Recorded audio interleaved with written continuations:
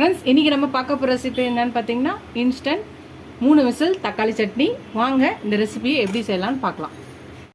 Friends, இன்றைக்கி நம்ம instant 3 whistle தக்காளி சட்னி செய்ய போகிறோம். அதுக்கு ஒரு குக்கரில் ஒரு 2 ஸ்பூன் எண்ணெய் ஊற்றியாச்சு. ஒரு 10 பல்லு பூண்டு போட்டுக்கலாம். பெரிய சைஸ் வெங்காயம் 1 போட்டுக்கலாம்.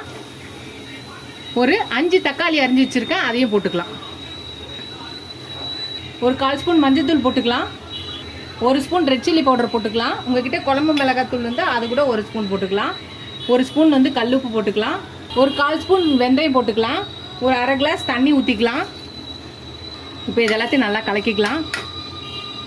குக்கர் மூடி போட்டு விசில் போட்டு கரெக்டாக 3 விசில் வச்சு ஓப்பன் பண்ணலாம் ப்ரெஷர் அடங்கணுன்னு. ஃப்ரெண்ட்ஸ், நம்ம குக்கரில் 3 விசில் வச்சு எடுத்தாச்சு. வெங்காயம் தக்காளி இல்லாது. இப்போ நான் ஹேண்ட் பிளெண்டர் வச்சுருக்கேன். இப்போ ஹேண்ட் பிளெண்டர் வச்சு இப்போ இது நான் பிளெண்டர் பண்ணுறேன்.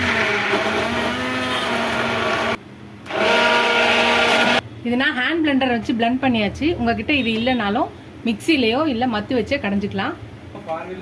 நம்ம இதை பிளெண்ட் பண்ணி எடுத்து வச்சாச்சு. இப்போ தாளிச்சிக்கலாம். கடுகு உளுந்த பருப்பு, கொஞ்சம் கருவேப்பிலை, அவ்வளோதான். இது மேலே கொட்டிடலாம்.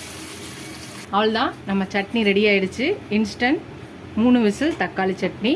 இட்லியை வச்சு சுட சுட நீங்கள் வச்சு இந்த சட்னியை கொத்தனாப்பில் இப்படி ஊற்றி இட்லி, தோசை, சப்பாத்தி எல்லாத்துக்குமே இது ரொம்ப கரெக்டான சைடிஷாக இருக்கும். நீங்களும் இந்த இன்ஸ்டன்ட் 3 விசில் தக்காளி சட்னியை ட்ரை பண்ணி பாருங்கள். ட்ரை பண்ணி பார்த்து எப்படி இருக்குன்னு சொல்லுங்கள்.